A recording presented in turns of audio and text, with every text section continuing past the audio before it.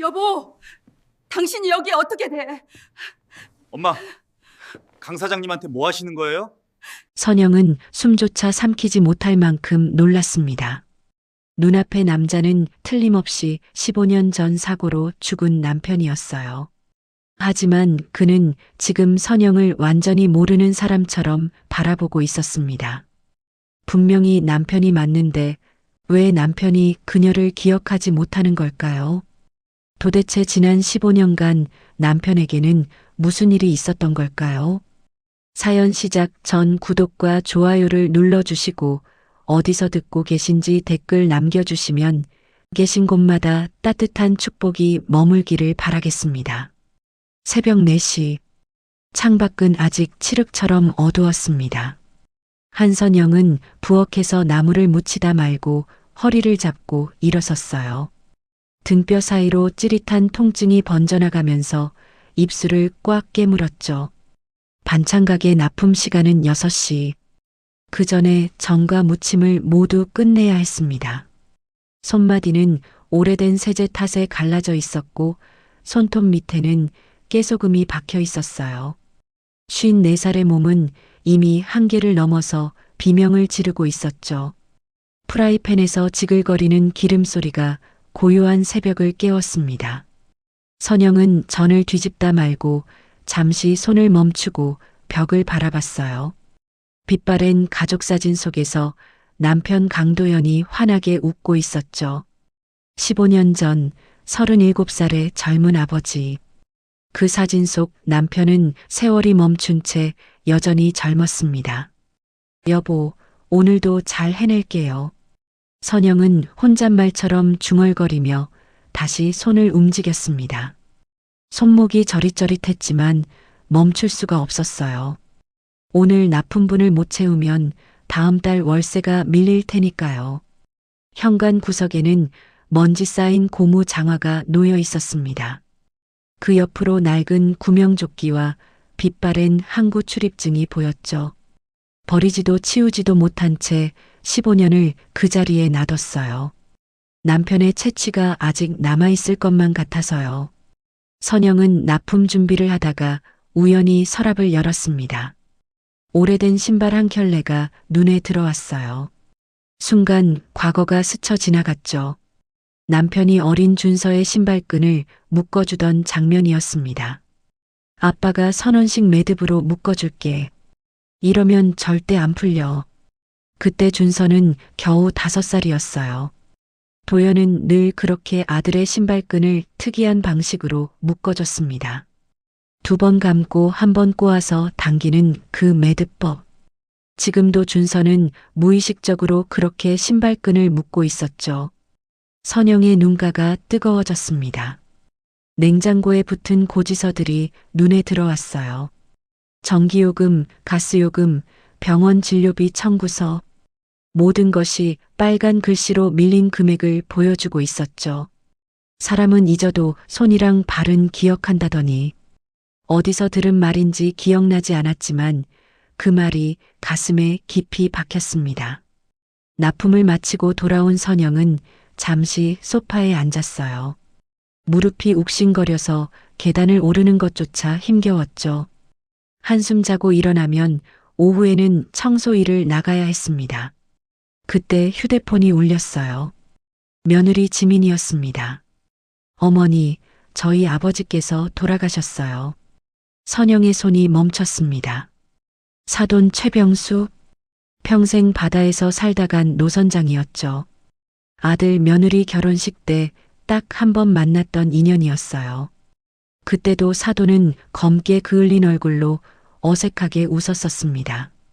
어머니 힘드실 텐데 꼭 오시지 않아도 돼요. 지민의 목소리에 걱정이 묻어났어요. 그래도 마지막 인사는 해야지. 사돈 어른이잖아. 선영은 단호하게 대답했습니다. 비록 한 번밖에 못 봤지만 예의는 지켜야 했으니까요. 전화를 끊고 선영은 한참을 그 자리에 서 있었습니다. 왠지 모를 불길함이 가슴을 짓눌렀어요. 이상하게 남편 장례식장에 가던 날이 자꾸만 떠올랐죠. 아들 준서에게서 전화가 왔습니다. 엄마, 장례식장 가신다고요? 제가 모시고 갈게요. 너는 회사 바쁘잖아. 엄마 혼자 가도 돼. 아니에요. 같이 가요. 준서의 목소리가 단단했어요. 선영은 괜히 코끝이 찡해졌습니다. 남편 없이 혼자 키운 아들이 이렇게 듬직하게 자랐다는 게 대견하면서도 미안했죠. 도연 씨 보내던 날도 이렇게 추웠는데 선영은 창밖을 바라보며 중얼거렸어요. 거울 속 자신의 얼굴이 유난히 낯설게 느껴졌습니다. 주름이 깊어지고 눈가는 처졌으며 머리카락은 반백이 되어 있었죠. 15년 전보다 더 늙었네. 그 사람은 그대로일까? 선영은 고개를 저었어요. 아니, 그 사람은 없지. 바다가 데려갔잖아. 스스로를 다잡으려 했지만 가슴 한구석이 이상하게 쿵쿵거렸습니다. 무언가가 기다리고 있다는 예감처럼요. 다음 날 아침, 선영은 검은 옷을 꺼내 입고 거울 앞에 섰어요. 손이 떨려서 단추를 채우는데도 한참이 걸렸죠. 시외버스는 해안도로를 따라 달렸습니다. 창밖으로 바다가 보였지만 선영은 고개를 돌렸어요. 15년 전 남편을 삼킨 바다. 아직도 그 푸른 빛을 마주하는 게 두려웠죠. 옆자리 할머니가 말을 걸어왔습니다. 어디 가시오? 사돈 장례식이요. 아이고, 일을 어째. 그래도 사돈이 있으니 다행이지. 나는 영감 보내고 완전 외톨이라오. 선영은 씁쓸하게 웃었어요. 자신도 마찬가지였으니까요. 남편 없이 아들 하나 키우며 버틴 세월. 무릎은 망가졌고 허리는 굽었으며 손은 거칠어졌습니다. 혼자 사는 시간이 이렇게 길 줄은 몰랐어요. 선영이 나지막이 말했어요. 할머니는 고개를 끄덕이며 선영의 손을 가만히 잡아줬습니다. 버스가 장례식장 앞에 멈췄습니다. 검은 옷을 입은 조문객들이 보였어요. 선영은 깊은 숨을 내쉬며 발을 내딛었습니다. 내가 왜 이렇게 떨리지? 설명할 수 없는 불안이 심장을 조여왔어요. 장례식장 로비는 국화향으로 가득했습니다. 검은 리본과 흰 국화가 어우러진 풍경이 남편 장례식과 겹쳐 보였죠. 안내 데스크에서 조물록에 이름을 적었어요. 최병수라는 영정 사진이 눈에 들어왔습니다. 강인해 보이는 노인의 얼굴이었죠. 선장으로 평생 바다를 지킨 분이었어. 누군가의 말이 귓가를 스쳤습니다. 선영의 심장이 덜컥 내려앉았어요. 선장이라는 단어가 왜 이렇게 가슴을 후벼 파는지 알 수 없었습니다. 며느리 지민이 달려왔어요. 어머니, 여기 계셨군요. 안색이 안 좋아 보이세요. 괜찮아. 그냥 버스 오래 타서 그래. 선영은 애써 미소 지었습니다. 하지만 가슴 한구석에서 무언가가 꿈틀거리고 있었어요. 빈소 입구로 향하는 선영의 발걸음이 무거웠습니다. 향 냄새가 코끝을 자극했고 곡소리가 귀를 울렸죠. 15년 전 남편을 보내던 그날의 기억이 선명하게 떠올랐어요. 그때 18살이던 준서가 영정 사진을 들고 서 있었습니다. 입술을 꽉 깨물고 눈물을 참던 아이. 어른들 앞에서 울면 안 된다고 생각했던 모양이었죠. 엄마, 나 울어도 돼요? 그 말 한마디에 선영은 그 자리에서 무너졌었습니다. 울어. 엄마도 같이 울게. 지금도 그 목소리가 귓가에 맴돌았어요. 안사돈 다가와 인사를 건넸습니다. 사돈, 먼 길 오셨네요. 형식적인 인사였지만 선영은 공손하게 고개를 숙였어요. 주변을 둘러보니 고급 승용차들과 대기업 이름이 적힌 화환들이 보였죠. 사돈의 사업 규모가 만만치 않았다는 걸 짐작할 수 있었습니다. 나는 아직도 월세살이인데 저 집 사람들은 세상 다 가진 것 같네. 선영은 속으로 중얼거리며 주눅이 들었어요. 그때 사돈 친척 중 한 명이 다른 사람에게 하는 말이 들려왔습니다. 그래도 형님이 마지막까지 바다 사람 챙기다 간 거잖아. 선장으로서 할 거 다 하고 간 거지. 선영의 귀가 번쩍 뜨였어요. 바다 사람이라는 말이 가슴에 박혔습니다. 요즘도 원양어선 타는 사람이 있구나. 그렇게 생각하며 넘기려 했지만 왠지 마음이 편치 않았어요. 준서가 양복을 입고 급히 도착했습니다. 엄마 혼자 오시게 해서 죄송해요. 너는 일 바쁜데 뭘. 엄마는 이런데 익숙해. 선영은 가볍게 넘겼지만 속으론 아들이 와줘서 다행이었어요. 분양을 마치고 나오는 길에 준서가 말했습니다. 엄마, 나 얼굴은 희미한데 아버지가 신발끈 묶어주던 손만 기억나요. 선영은 멈칫했어요. 그 말이 왜 이렇게 가슴을 후벼 파는지 알 수 없었습니다. 그 매듭, 아직도 그렇게 묶지? 네. 왜 그런지 모르겠는데 다른 방법은 어색해요. 준서의 눈가가 살짝 붉어졌어요. 선영은 아들의 손을 꼭 잡았습니다. 장례식장 휴게실에서 잠시 쉬고 있을 때였어요. 옆자리에서 노인이 젊은 상주에게 말하는 소리가 들려왔습니다. 사람이 기억은 잊어도 손이랑 발은 안 잊는다니까. 늘 하던 짓은 나이 들어도 하더라고. 그 말을 들은 순간 선영의 가슴이 쿡 찔리는 듯 했어요. 이상하게 그 말이 머릿속을 떠나지 않았습니다. 커피를 마시려 했지만 손이 떨려서 컵을 제대로 들 수가 없었어요. 무언가가 다가오고 있다는 예감이 온몸을 감싸고 있었죠. 화장실에 가려고 복도를 걷는데 어디선가 소란스러운 소리가 들려왔습니다. 강 사장님 오셨습니다. 사람들이 웅성거리는 소리가 들렸어요. 선영은 무심코 그쪽을 바라봤습니다.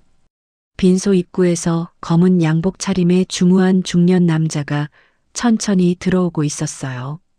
멀리서도 눈에 띄는 왼발을 아주 미세하게 끄는 걸음걸이. 선영은 순간 얼어붙었습니다. 심장이 멈추는 것 같았어요. 그 걸음걸이는 남편 도연의 것과 너무나 똑같았거든요.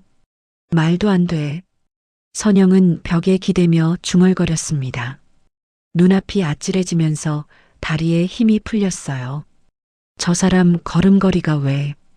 그녀는 아직 몰랐습니다.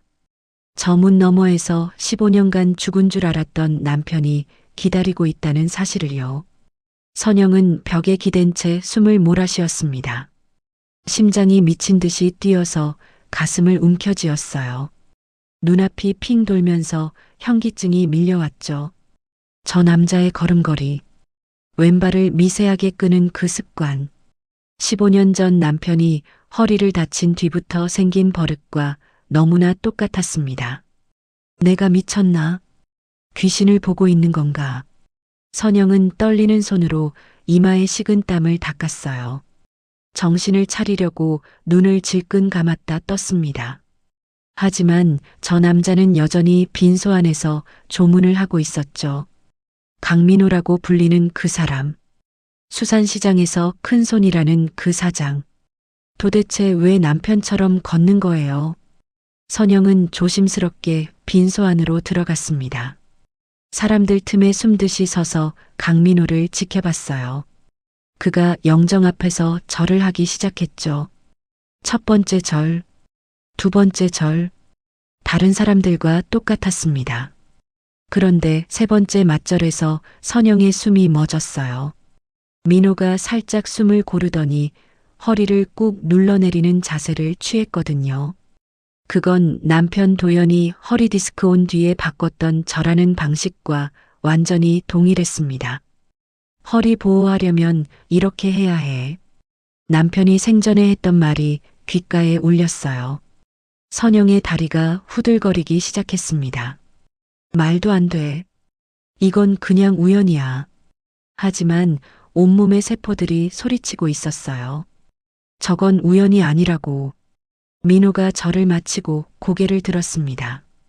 그 순간 선영과 눈이 마주쳤어요. 선영은 숨을 삼켰습니다. 민호는 예의 바른 미소를 지으며 가볍게 고개를 끄덕였죠. 완전히 낯선 사람을 대하는 표정이었어요. 저 사람 눈에는 내가 안 보이는 거야? 15년을 함께 살았던 아내인데, 매일 밤 같은 이불을 덮고 잤던 사람인데, 어떻게 저렇게 모른 척 할 수가 있어요. 선영은 향을 들고 있던 손에서 힘이 빠지는 걸 느꼈습니다. 향이 바닥에 떨어질 뻔했지만 옆에 있던 준서가 재빨리 받아줬어요. 엄마, 왜 그래요? 안색이 너무 안 좋아요. 아무것도 아니야. 잠깐 어지러워서. 조문을 마치고 나오는 길이었습니다. 민호가 로비 한쪽 의자에 앉아 구두끈을 다시 묶고 있었어요. 선영은 그 모습을 보는 순간 걸음을 멈췄습니다. 심장이 쿵 하고 내려앉았어요. 2번 감고 1번 꼬아서 당기는 매듭. 선원들이 배에서 쓰는 특수한 방식이었습니다. 남편 도연이 늘 그렇게 신발끈을 묶었어요. 아들 준서에게도 가르쳐줬던 그 매듭법. 아빠가 선원식 매듭으로 묶어줄게.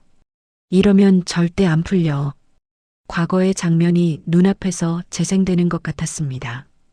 어린 준서가 운동장에서 넘어지기 직전 도연이 무릎을 꿇고 신발끈을 고쳐 묶어주던 모습. 선영은 손으로 입을 막고 벽에 기댔어요. 다리에 힘이 풀려서 주저앉을 것 같았죠. 이건 우연이 아니야. 절대로. 화장실로 뛰어들어간 선영은 세면대에 매달렸습니다. 찬물로 얼굴을 적시며 거울 속 자신을 바라봤어요. 한선영, 정신 차려. 내 남편은 15년 전에 죽었어. 하지만 거울 속 얼굴은 창백하게 질려 있었습니다.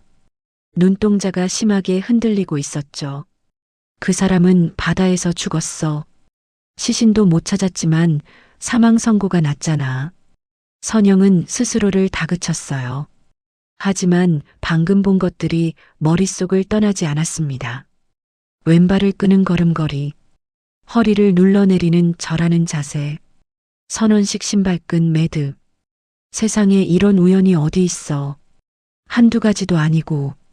선영의 손이 세면대를 꽉 움켜쥐었어요. 손가락 마디가 하얗게 질렸습니다. 화장실에서 나온 선영을 준서가 기다리고 있었습니다. 엄마, 대체 왜 그래요? 아까부터 계속 이상해요. 준서의 눈에 걱정이 가득했어요. 선영은 차마 말할 수가 없었습니다. 저 사람이 내 아버지 같다고 어떻게 말할 수 있을까요? 그냥 장례식장 오니까 옛날 생각이 나서 그래. 아버지 장례식 때요? 준서의 목소리가 낮아졌어요. 그때 준서는 겨우 14살이었습니다.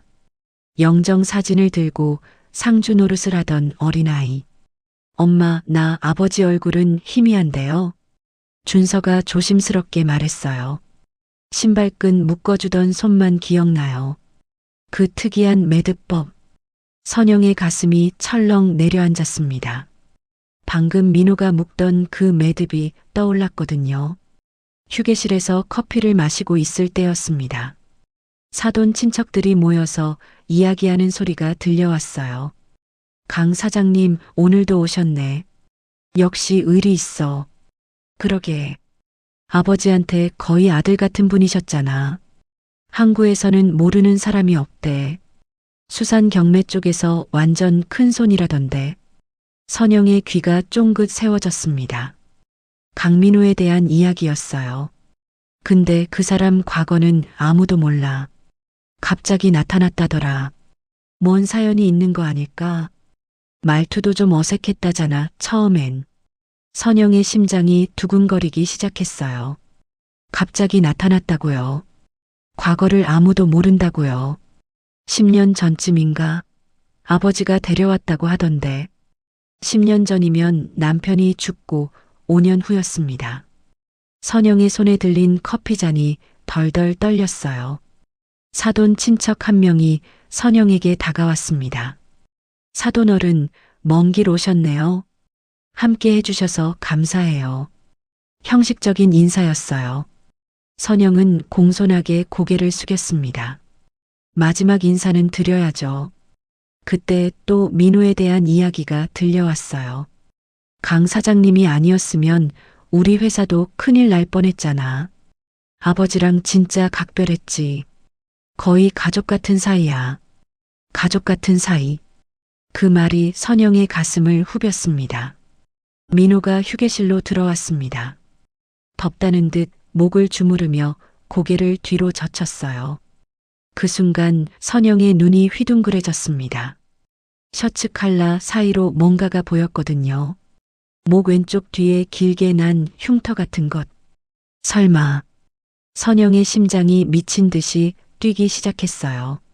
남편 도연에게도 똑같은 흉터가 있었거든요. 20년 전 어린 준서가 자전거를 타다 도랑에 빠질 뻔했을 때 도연이 뛰어들어 아이를 밀쳐내고 대신 철근에 목을 베었었습니다. 병원 응급실에서 꿰맬 때 선영은 옆에서 울었어요. 당신 다치는 것보다 100배 나아. 이 정도 상처는 아무것도 아니야. 남편이 웃으며 했던 말이 귓가에 울렸습니다. 선영은 떨리는 다리로 간신히 서 있었어요. 민호가 누군가와 대화하며 웃었습니다. 그 미소까지 남편과 닮아 있었어요. 입꼬리가 올라가는 각도, 눈이 실눈이 되는 모양까지. 선영은 더 이상 참을 수가 없었습니다. 저 사람의 목 뒤를 확인해야 했어요. 흉터가 정말 있는지, 있다면 어떤 모양인지. 하지만 어떡해요. 초면인 사람한테 목 뒤 좀 보여달라고 할 수는 없잖아요. 선영의 머릿속이 복잡하게 돌아갔습니다. 이대로 돌아갈 수는 없었어요. 진실을 확인하지 않고는 한 발짝도 못 움직일 것 같았죠. 저 사람이 정말 내 남편이라면 그 생각만으로도 온몸에 전율이 흘렀습니다. 그때 민호가 선영 쪽을 바라봤습니다. 두 사람의 눈이 마주쳤어요. 민호는 예의 바르게 고개를 끄덕였습니다. 여전히 낯선 사람을 대하는 눈빛이었어요. 선영의 가슴이 무너져 내렸습니다. 저 눈에는 정말 아무것도 없었어요. 15년을 함께 산 아내에 대한 기억이 단 하나도. 당신 정말 날 모르는 거야? 선영은 입술을 꽉 깨물었습니다. 눈물이 차오르려 했지만 참았어요. 여기서 울 수는 없었으니까요. 민호가 돌아서서 빈소 쪽으로 걸어갔습니다. 왼발을 미세하게 끄는 그 걸음걸이. 선영은 그 뒷모습을 뚫어지게 바라봤어요. 확인해야 해. 반드시. 선영은 주먹을 꽉 쥐며 다짐했습니다. 저 사람이 누구인지 반드시 알아내겠다고. 설령 미친 짓이라 해도 이대로는 못 돌아간다고. 장례식장의 국화 향기가 코끝을 자극했습니다. 15년 전 남편을 보내던 그날의 냄새와 똑같았어요. 선영은 그 향기 속에서 과거와 현재가 뒤섞이는 걸 느꼈습니다. 장례식장 복도 끝에서 선영은 벽에 기댄 채 서 있었습니다. 심장은 여전히 미친 듯이 뛰고 있었어요. 손바닥에 식은땀이 배어 나왔죠. 저 남자의 걸음걸이가 자꾸 눈앞에서 재생되었습니다. 왼발을 끄는 그 습관, 허리를 눌러 절하던 그 자세, 선원식으로 신발끈을 묶던 그 손. 제정신이 아니야. 내가 미쳐가고 있어. 선영은 이마를 손으로 짚으며 중얼거렸어요. 15년 동안 남편을 잊으려고 얼마나 노력했는데 이제 와서 왜 이러는 거예요? 그때 며느리 지민이 다가왔습니다. 걱정스러운 눈빛으로 시어머니를 살폈어요. 어머님 괜찮으세요? 아까부터 얼굴이 너무 창백하세요. 선영은 억지로 미소를 지었습니다. 떨리는 목소리를 감추려고 애썼어요. 괜찮아. 장례식장 공기가 좀 답답해서 그래. 밖에 나가서 바람 좀 쐬실래요? 제가 모셔다 드릴게요. 지민의 손이 시어머니의 팔을 잡았습니다. 그 따뜻한 손길에 선영의 눈시울이 뜨거워졌어요. 아니야, 나 혼자 있을게. 너는 준서 옆에 있어. 선영은 며느리를 떼어놓고 화장실로 들어갔습니다. 거울 앞에 서서 자신의 얼굴을 뚫어지게 바라봤어요. 한선영, 정신 차려. 죽은 사람 붙잡고 환영 보는 거야, 지금. 선영은 세면대에 기대어 눈을 감았습니다. 과거의 기억들이 파도처럼 밀려왔어요. 5년 전 시장 골목에서 남편과 닮은 뒷모습을 보고 달려갔던 날. 7년 전 버스 정류장에서 비슷한 걸음걸이를 발견하고 소리쳤던 날. 10년 전 백화점에서 똑같은 체격의 남자를 붙잡았던 날. 매번 남이었습니다. 매번 실망과 부끄러움만 남았어요. 그때마다 선영은 스스로를 다그쳤죠. 남편은 죽었어. 인정해. 하지만 오늘은 달랐습니다. 한두 가지가 아니었어요. 걸음걸이, 절하는 자세, 신발끈 매듭, 목 뒤에 흉터까지. 이렇게 많은 게 겹칠 수가 있어? 휴게실로 돌아온 선영은 구석 자리에 앉았습니다. 커피잔을 손에 쥐었지만 한 모금도 마시지 못했어요. 눈은 자꾸 문 쪽을 향했습니다. 민호가 나타나기를 기다리고 있었죠. 그때 민호가 휴게실로 들어왔어요. 선영의 심장이 쿵 하고 뛰었습니다. 민호는 누군가와 이야기하며 웃고 있었어요. 입꼬리가 올라가는 각도, 눈이 실눈이 되는 모양. 남편이 웃을 때와 너무나 똑같았습니다. 선영은 자신도 모르게 민호를 뚫어지게 쳐다보고 있었어요. 그 순간 옆에서 준서의 목소리가 들렸습니다. 엄마, 왜 자꾸 저 사람을 쳐다봐요? 선영은 화들짝 놀라 고개를 돌렸어요. 아들의 눈빛이 날카로웠습니다. 아니야, 그냥 어디서 본 것 같은 얼굴이라서. 선영은 당황해서 손사래를 쳤어요. 하지만 준서의 표정은 싸늘했습니다. 엄마, 이럴 때는 예의 지켜야죠. 자꾸 쳐다보면 실례잖아요. 그 말이 가슴에 비수처럼 꽂혔어요. 선영은 입술을 꽉 깨물었습니다. 알았어, 미안해. 강 사장님은 장인어른이랑 각별했던 분이래요. 귀한 손님이시라고요. 준서의 말투에 날이 서 있었어요. 선영은 아무 말도 할 수가 없었습니다. 아들에게 뭐라고 설명해요. 저 사람이 내 아버지 같다고. 죽은 줄 알았던 내 아버지가 살아있는 것 같다고.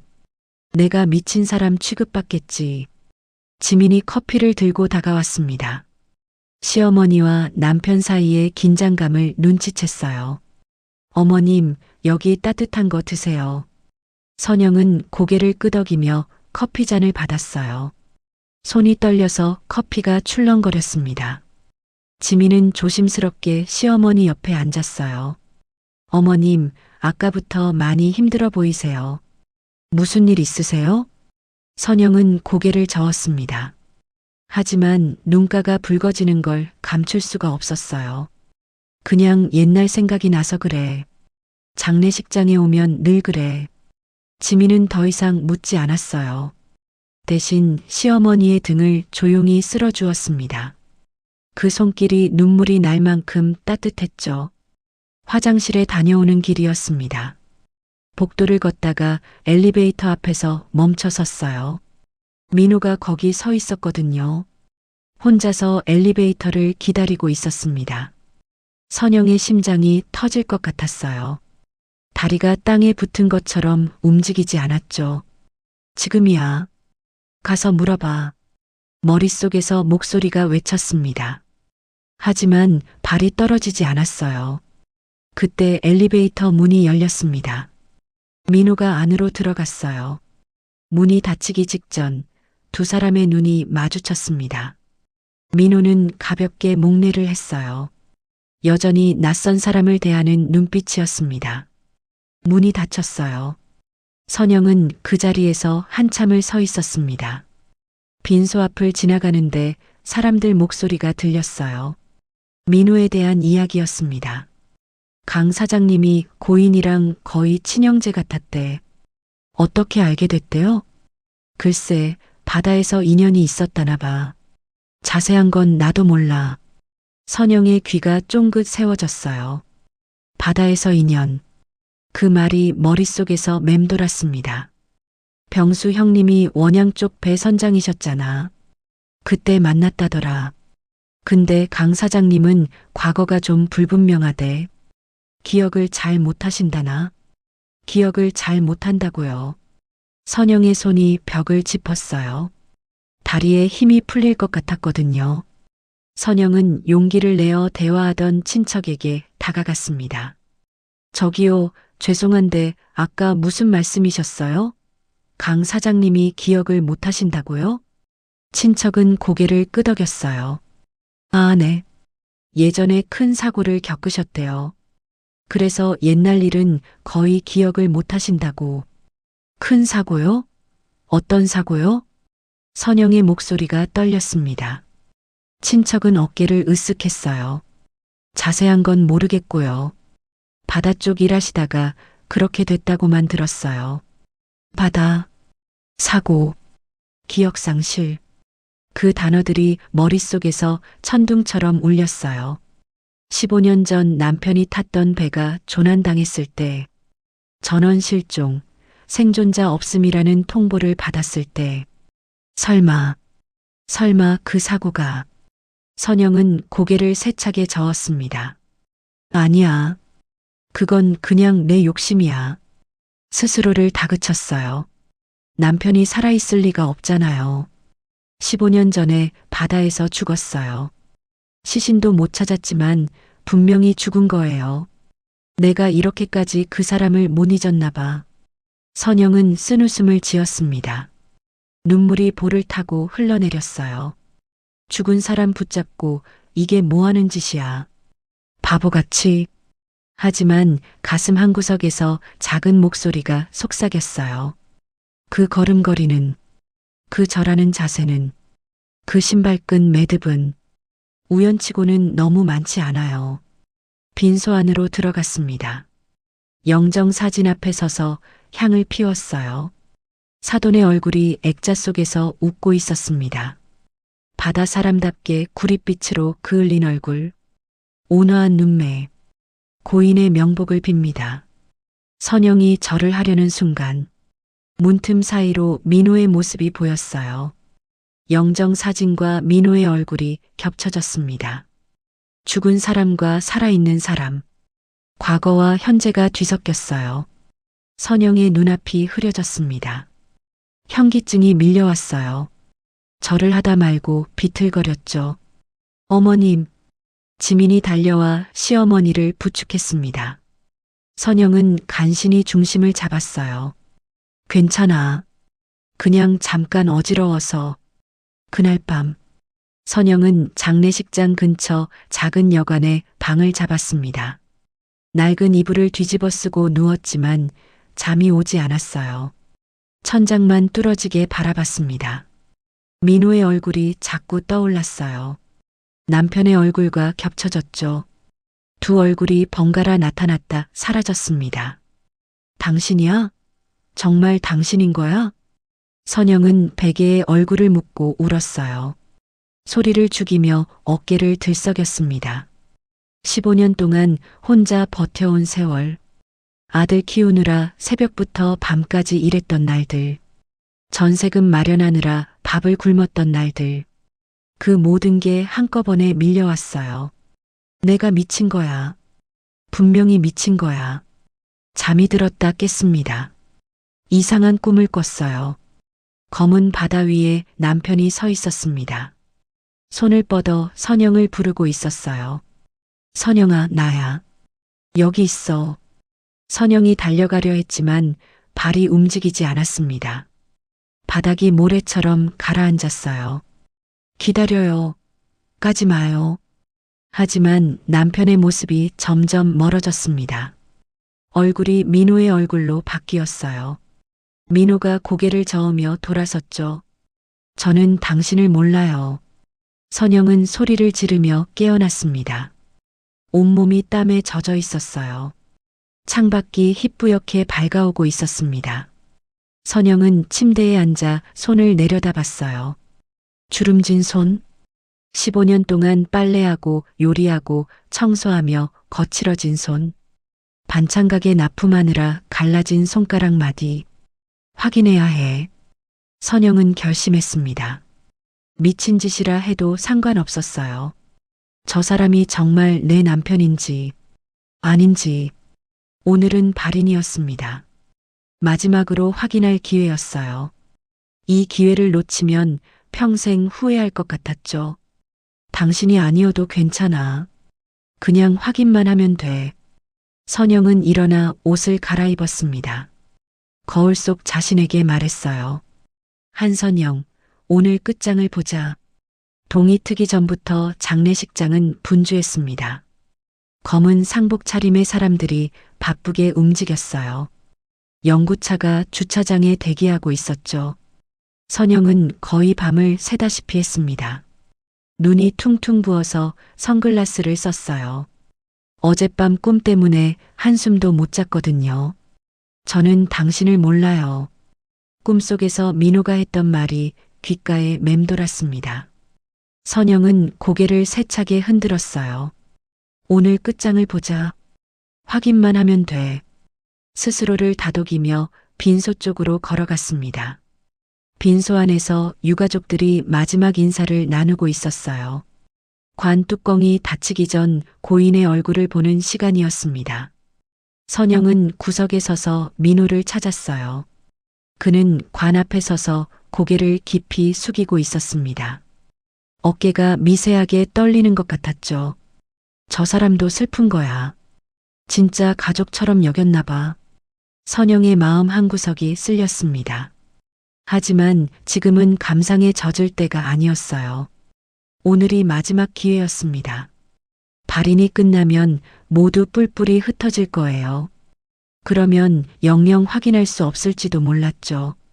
관 뚜껑이 닫혔습니다. 유가족들의 울음소리가 빈소를 가득 채웠어요. 민호가 뒤로 물러나 벽에 기대섰습니다. 지친 표정으로 눈을 감고 있었죠. 선영은 심호흡을 했어요. 다리가 후들거렸지만 한 발짝씩 다가갔습니다. 심장이 터질 것 같았어요. 손바닥에 땀이 차올랐죠. 입술이 바짝바짝 말랐습니다. 지금이야. 가서 물어봐. 머릿속에서 목소리가 외쳤어요. 선영은 떨리는 발걸음을 옮겼습니다. 저기 강 사장님. 선영의 목소리가 떨렸습니다. 민호가 눈을 뜨고 선영을 바라봤어요. 네, 무슨 일이시죠? 예의 바른 미소였습니다. 여전히 낯선 사람을 대하는 눈빛이었어요. 선영은 입술을 깨물었습니다. 가슴이 쿵쿵 뛰어서 말이 나오지 않았어요. 혹시 전에 어디서 뵌 적 있으신 것 같아서요. 겨우 그 말을 내뱉었습니다. 민호의 표정이 잠시 굳어졌어요. 글쎄요. 제가 기억이 좀. 민호가 말을 흐렸습니다. 무언가 떠올리려는 듯 미간을 찌푸렸어요. 어디서 뵀는지 기억이 안 나시나요? 선영이 다급하게 물었습니다. 민호는 고개를 저었어요. 죄송합니다. 제가 원래 기억력이 좋지 않아서 그때 옆에서 누군가 끼어들었습니다. 사돈 쪽 조카였어요. 아, 사돈 어른. 강 사장님이 예전에 큰 사고를 겪으셔서요. 조카가 선영에게 설명했습니다. 민호는 민망한 듯 고개를 숙였어요. 그래서 옛날 일은 거의 기억을 못하세요. 의사 선생님 말로는 기억상실이라고. 기억상실. 그 단어가 선영의 머릿속에서 천둥처럼 울렸습니다. 큰 사고라니요? 무슨 사고요? 선영의 목소리가 높아졌어요. 조카는 어깨를 으쓱했습니다. 자세한 건 저도 몰라요. 바다 쪽 일하시다가 그렇게 됐다고만 들었어요. 바다, 사고, 기억상실. 15년 전 남편이 탔던 배가 조난당했을 때, 전원 실종, 생존자 없음이라는 통보를 받았을 때, 설마 그 사고가. 조카가 다른 일로 자리를 떴습니다. 선영과 민호 단둘이 남았어요. 민호가 조심스럽게 입을 열었습니다. 혹시 저를 아시는 분이세요? 예전에 만난 적이 있으신 거예요? 그 목소리, 남편의 목소리와 너무 닮았어요. 선영의 눈에 눈물이 고였습니다. 아니에요. 제가 착각한 것 같아요. 거짓말이었습니다. 하지만 여기서 진실을 말할 수는 없었어요. 어디서 많이 본 것 같은 얼굴이라서. 죄송해요. 선영은 고개를 숙이고 자리를 피했습니다. 심장이 미친 듯이 뛰었어요. 민호의 눈빛이 자꾸 떠올랐습니다. 무언가를 찾으려는 듯한 그 눈빛. 혹시 그도 뭔가를 느낀 걸까요? 연구차가 장례식장을 출발했습니다. 검은 우산을 쓴 조문객들이 뒤를 따랐어요. 비가 내리기 시작했습니다. 가늘고 차가운 가을비였죠. 선영은 우산도 없이 비를 맞으며 걸었어요. 눈물인지 빗물인지 모를 것들이 볼을 타고 흘러내렸습니다. 민호가 관 옆에서 걷고 있었어요. 고개를 깊이 숙인 채 천천히. 왼발을 미세하게 끄는 그 걸음걸이. 15년 전 남편 장례식이 떠올랐습니다.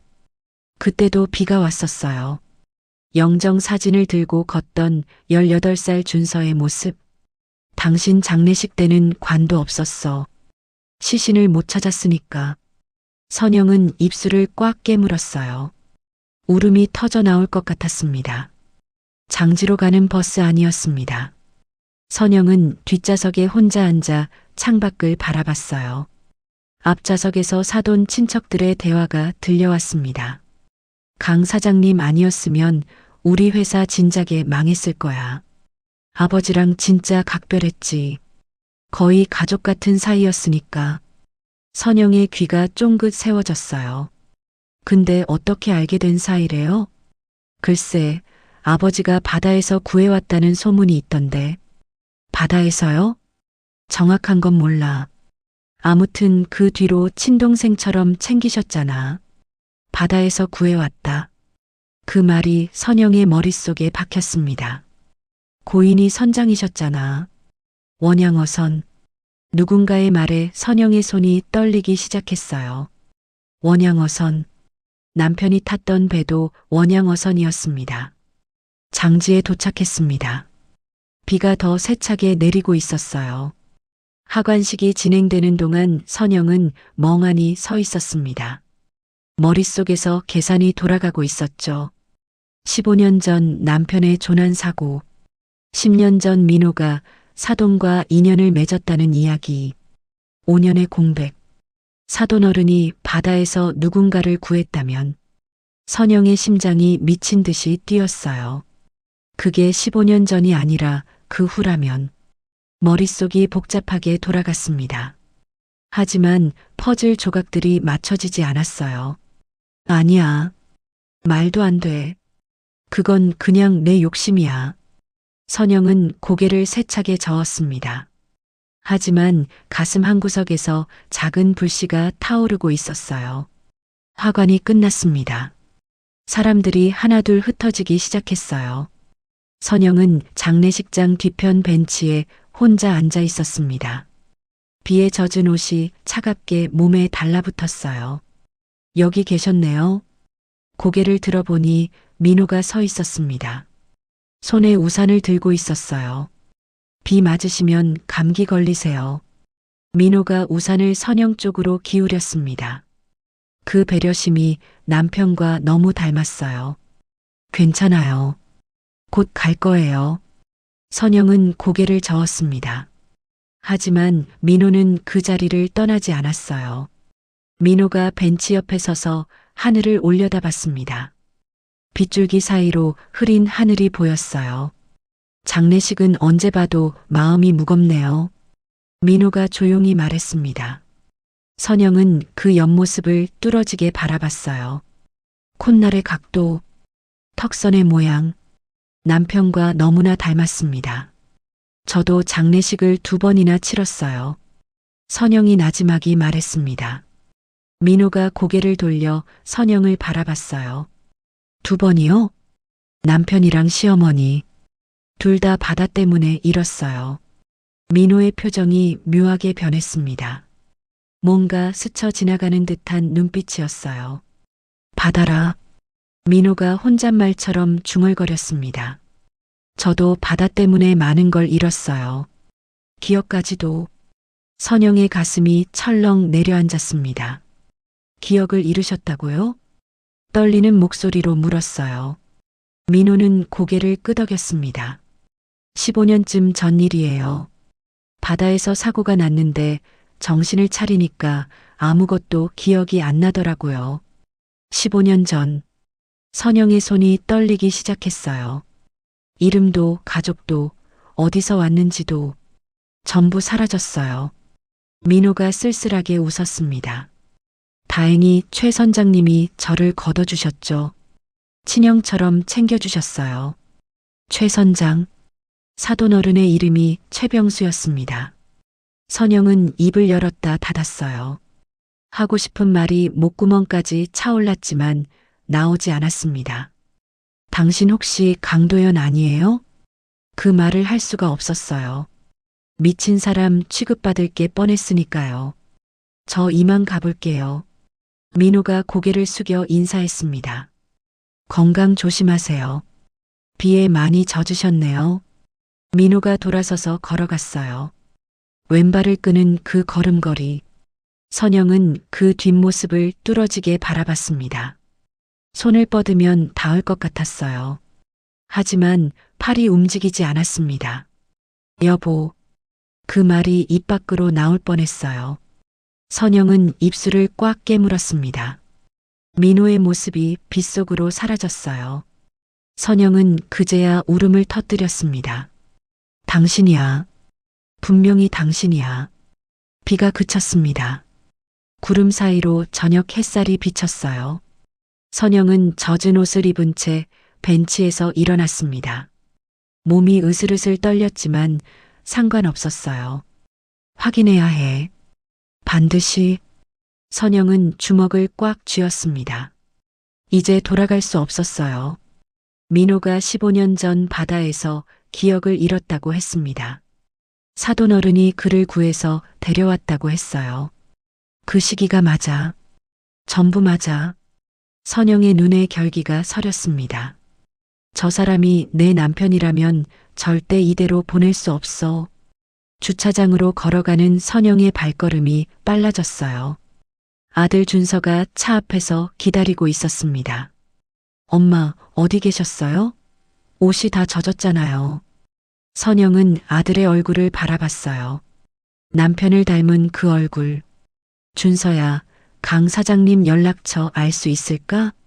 준서의 눈이 커졌습니다. 일주일이 지났습니다. 선영은 매일 민호의 명함을 꺼내 들었다 놓았어요. 준서가 사돈 쪽에서 받아온 명함이었습니다. 강민호 대표라는 글자가 선명하게 박혀 있었죠. 전화해야 해. 확인해야 해. 하지만 손이 떨려서 번호를 누를 수가 없었어요. 뭐라고 말해야 할지도 몰랐습니다. 결국 선영은 문자를 보냈어요. 장례식 때 인사드렸던 사람입니다. 혹시 시간 되시면 차 한잔 하실래요? 보내고 나서 심장이 터질 것 같았습니다. 답장이 올 때까지 전화기만 뚫어지게 바라봤어요. 1시간 후에 답장이 왔습니다. 네, 좋습니다. 주말에 시간 괜찮으시면요. 선영의 손이 떨렸어요. 거짓말 같았습니다. 그날 밤 선영은 계획을 세웠어요. 민호를 옛 동네로 데려가는 것. 남편과 함께 살던 그 골목으로. 몸은 기억한다고 했잖아. 휴게실 노인의 말이 떠올랐습니다. 기억을 잃어도 몸이 기억하는 것들이 있다고. 저 사람이 정말 내 남편이라면 뭔가 반응이 있을 거야. 선영은 침대에 누워 천장을 바라봤어요. 심장이 두근거려서 잠이 오지 않았습니다. 약속한 날이 왔습니다. 둘은 한 카페에서 다시 만났어요. 민호는 검은 코트를 입고 있었습니다. 장례식 때보다 훨씬 편안해 보였어요. 멀리서 오셨네요. 죄송합니다. 아니에요. 저도 이 근처에 볼 일이 있어서요. 거짓말이었습니다. 오로지 민호를 만나기 위해 3시간을 달려온 거예요. 카페에 마주 앉았습니다. 선영은 떨리는 손으로 커피잔을 들었어요. 그동안 안녕하셨어요? 네, 덕분에요. 잘 지내셨어요? 여전히 예의 바른 말투였습니다. 낯선 사람을 대하는 거리감이 느껴졌어요. 강 사장님, 혹시 시간 좀 더 있으세요? 선영이 조심스럽게 물었습니다. 민호는 고개를 끄덕였어요. 네, 오늘은 특별한 일정 없어요. 그럼 저랑 잠깐 산책하실래요? 근처에 괜찮은 시장이 있거든요. 선영의 심장이 쿵쿵 뛰었습니다. 민호가 고개를 갸웃거렸어요. 시장이요? 제가 늘 다니던 곳이에요. 서울까지 그냥 올라가시기 아깝잖아요. 거짓말이었습니다. 그 시장은 15년 전 남편과 자주 가던 곳이었어요. 민호는 잠시 생각하더니 고개를 끄덕였습니다. 좋습니다. 산책도 할 겸요. 두 사람은 나란히 걸었습니다. 선영은 일부러 옛 동네 쪽으로 길을 틀었어요. 여기가 지름길이에요. 깡마른 골목이 나타났습니다. 15년 전과 거의 달라지지 않은 풍경이었어요. 낡은 담벼락, 빛바랜 대문, 좁은 골목에 빼곡히 들어선 연립주택들. 민호가 주변을 둘러봤습니다. 뭔가 찾는 듯한 눈빛이었어요. 여기가 어디죠? 묘하게 익숙한데. 선영의 심장이 쿵 하고 내려앉았습니다. 그냥 평범한 주택가예요. 익숙하세요? 민호는 고개를 갸웃거렸어요. 모르겠어요. 그냥 느낌이. 골목 모퉁이에서 민호가 갑자기 멈춰 섰습니다. 이유도 없이 주변을 두리번거렸어요. 선영의 숨이 멎었습니다. 그 자리는 남편이 매일 퇴근길에 담배를 피우던 곳이었어요. 왜 그러세요? 아무것도 아니에요. 그냥. 민호가 머리를 극적였습니다. 뭔가 설명하기 어려운 표정이었어요. 선영은 떨리는 다리로 걸음을 옮겼습니다. 심장이 터질 것 같았어요. 저 사람이 느끼는 거야. 몸이 기억하는 거야. 오래된 슈퍼 앞을 지나갔습니다. 간판색이 바래서 글씨가 잘 안 보였어요. 민호가 또 멈춰 섰습니다. 언덕길을 올려다보며 중얼거렸어요. 이 앞 언덕길, 겨울이면 많이 미끄러웠을 것 같은데요. 선영의 가슴이 철렁 내려앉았습니다. 그 말은 남편이 생전에 했던 말과 똑같았어요. 매일 퇴근길에 미끄러지지 않으려고 조심하던 그 언덕. 어떻게 아세요? 선영의 목소리가 떨렸습니다. 민호는 어리둥절한 표정을 지었어요. 몰라요. 그냥 그럴 것 같아서. 이상하죠? 이상하지 않았습니다. 당연한 거예요. 당신이 매일 걸었던 길이니까. 좁은 골목을 지나가는데 민호가 이상한 행동을 했습니다. 보도블럭 한 곳을 자연스럽게 피해서 걸었어요. 그 자리는 비가 오면 물이 고이던 움푹 팬 곳이었습니다. 남편도 늘 그 자리를 피해 걸었었죠. 선영은 그 모습을 보고 다리에 힘이 풀렸어요. 벽에 손을 짚고 간신히 서 있었습니다. 괜찮으세요? 민호가 다가와 선영의 팔을 잡았어요. 그 손길이 남편의 손길과 너무 닮았습니다. 괜찮아요. 잠깐 어지러워서. 선영은 애써 미소를 지었어요. 하지만 눈물이 차오르는 걸 막을 수가 없었습니다. 골목 끝에 오래된 문구점이 있었습니다. 15년 전부터 그 자리에 있던 가게였어요. 문구점 앞을 지나가는데 안에서 할머니가 나왔습니다. 선영을 보더니 눈이 휘둥그레졌어요. 아이고, 이게 누구야? 선영이 아니야? 할머니가 선영의 손을 덥석 잡았습니다. 여태 이 동네 안 떠났어? 남편 살아있었어? 민호의 표정이 묘하게 변했습니다. 남편이라는 단어에 반응한 것 같았어요. 네, 할머니. 오랜만이에요. 선영은 민호를 흘깃 바라봤습니다. 민호는 시선을 피하며 주변을 둘러보고 있었어요. 그때 동네 아저씨가 지나가다 말을 걸었습니다. 아, 여기 아직도 그대로네. 예전에 배 탈 때 나도 이 동네 살았었는데. 선영의 심장이 멈추는 것 같았어요. 민호도 그 말에 고개를 돌렸습니다. 배 타셨다고요? 응, 뭐 오래전 일이지. 살던 집 아직 있나 모르겠네. 아저씨는 대수롭지 않게 말하고 지나갔어요. 하지만 선영은 그 자리에 얼어붙었습니다. 민호가 선영을 바라봤어요. 뭔가 묻고 싶은 듯한 눈빛이었습니다. 선영 씨, 혹시 여기서 사셨어요? 선영은 대답하지 못했습니다. 목구멍이 막힌 것 같았어요. 선영은 골목 어귀에서 발걸음을 멈췄습니다. 저 앞에 작은 2층 집이 보였어요. 남편과 함께 살던 집, 준서를 키우던 그 집. 15년 전 남편이 떠나던 날 아침, 문 앞에서 배웅하던 그 집. 더 안 들어가시나요? 민호가 물었습니다. 선영은 고개를 저었어요. 오늘은 여기까지만요. 목소리가 떨렸습니다. 눈물이 쏟아질 것 같았어요. 저 집까지 가면 안 됐습니다.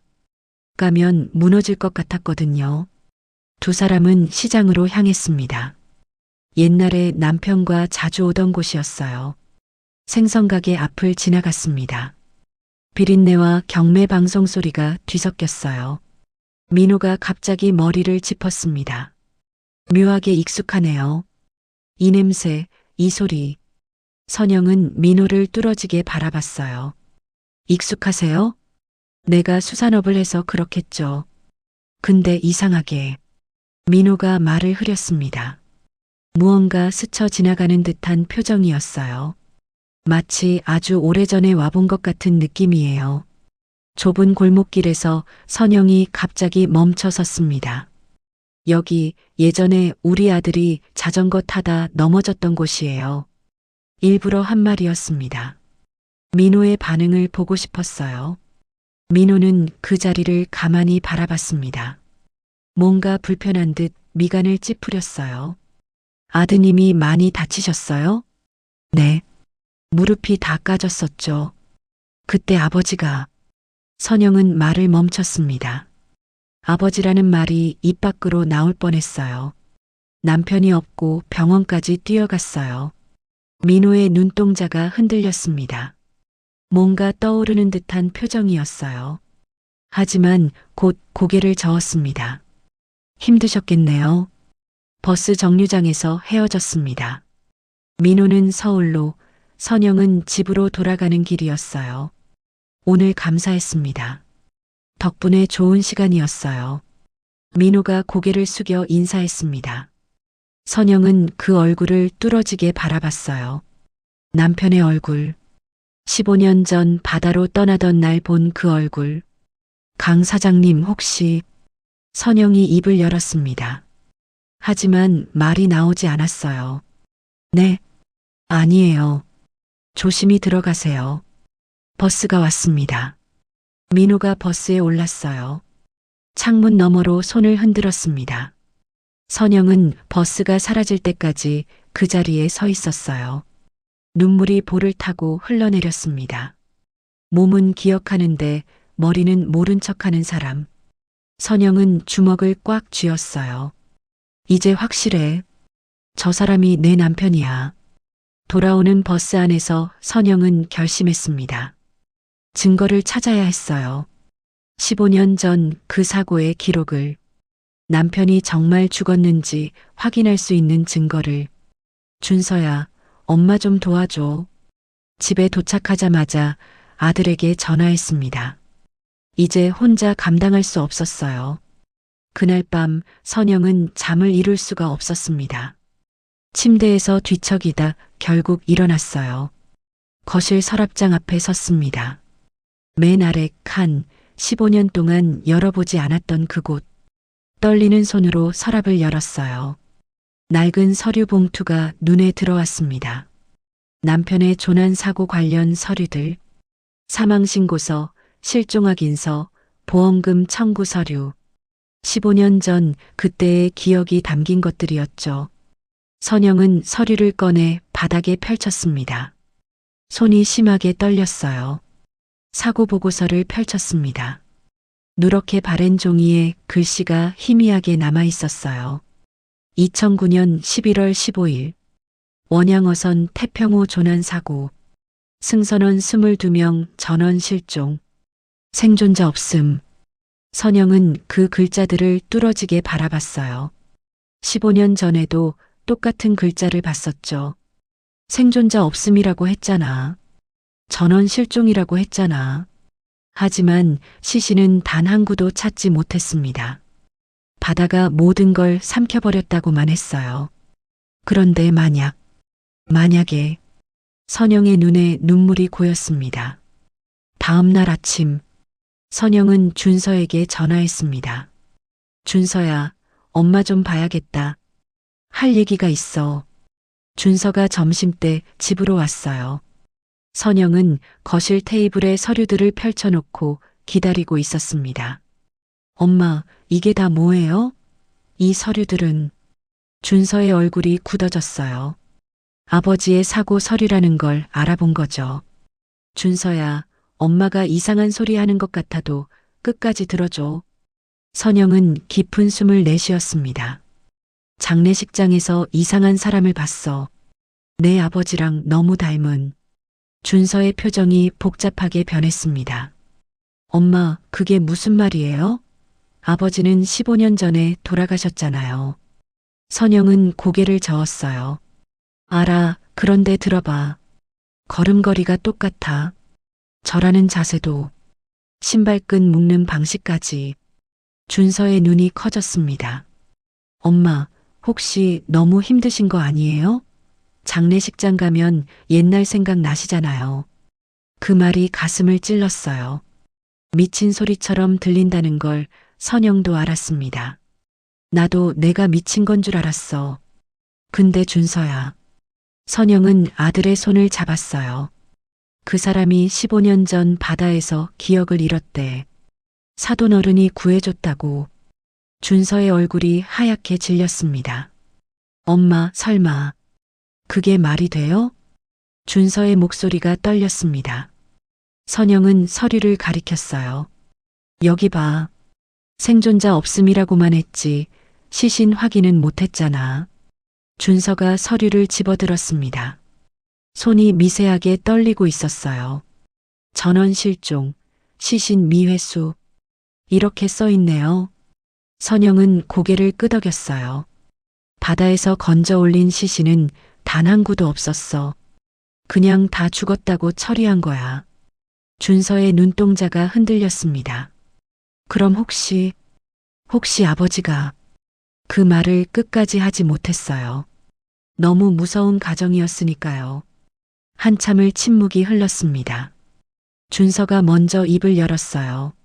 엄마, 그럼 사고 기록을 다시 찾아봐요. 제대로. 선영의 눈에 눈물이 고였습니다. 아들이 믿어주는 거예요. 정말? 엄마가 미쳤다고 안 해? 미쳤는지 아닌지는 확인해 봐야 알죠. 증거를 찾아봐요. 준서가 노트북을 꺼냈습니다. 선영의 손을 잡아주며 말했어요. 만약에, 정말 만약에 아버지라면. 그건 알아내야죠. 선영은 아들을 끌어안았어요. 15년 만에 처음으로 희망이라는 걸 느꼈습니다. 준서가 해양수산부에 정보 공개 요청을 넣었습니다. 15년 전 태평호 조난사고 관련 기록이었어요. 며칠 후 답변이 왔습니다. 선영과 준서는 함께 서류를 확인했어요. 여기 봐요, 엄마. 준서가 한 문장을 가리켰습니다. 구조작업 중 일부 승선자 표류 확인. 신원 미상 실종자 2명 별도 분류. 시신 미회수로 전원 사망 처리. 선영의 심장이 멎는 것 같았어요. 신원 미상 실종자 2명? 이게 무슨 소리야? 준서도 놀란 표정이었습니다. 표류 중에 발견됐다는 건데 신원을 모른다고요? 준서가 당시 신문 기사들을 검색했습니다. 도서관 아카이브에서 스크랩을 찾아냈어요. 2009년 11월 18일자 기사. 태평호 조난사고 구조 작업 종료. 인근 해역에서 표류 중이던 신원 미상 남성 2명 발견. 의식 불명 상태로 인근 병원 이송. 신원 확인 불가, 실종자 명단과 대조 중. 선영은 그 기사를 몇 번이고 읽었어요. 손이 덜덜 떨렸습니다. 표류 중에 발견됐대. 의식 불명 상태로. 엄마, 이 사람들이 어떻게 됐는지 알아봐야 해요. 준서의 목소리도 떨리고 있었습니다. 준서가 회사 인맥을 동원했습니다. 수산업계 쪽에 아는 사람이 있었거든요. 며칠 후 정보가 들어왔어요. 엄마, 강민호 사장에 대해 알아냈어요. 선영은 숨을 죽이고 들었습니다. 10년쯤 전에 갑자기 항구에 나타났대요. 아무 연고도 없이. 선영의 심장이 쿵쿵 뛰었어요. 처음엔 말투도 어색하고 아무것도 모르는 사람 같았대요. 경매 용어도 몰랐다고. 그런데 어떻게 지금처럼 된 거야? 장인어른이 도와주셨대요. 친동생처럼.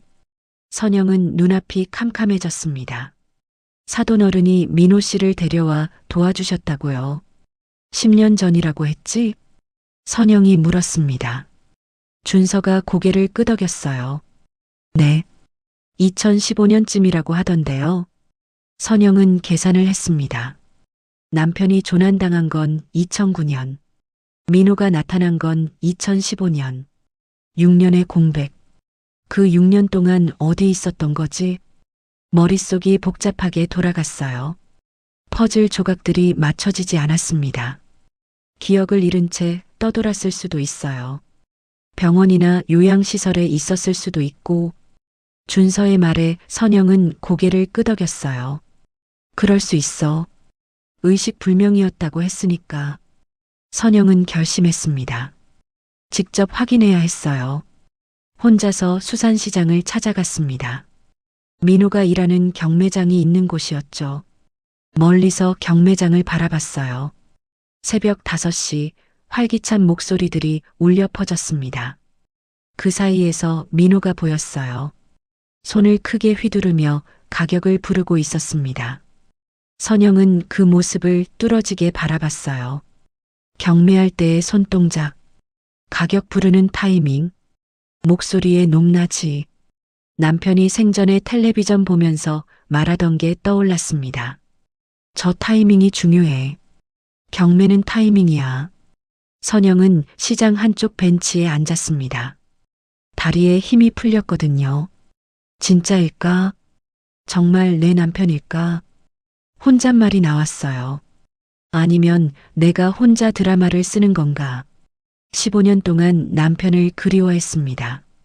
매일 밤 꿈에서 만났어요. 그 그리움이 환상을 만들어낸 건 아닐까요?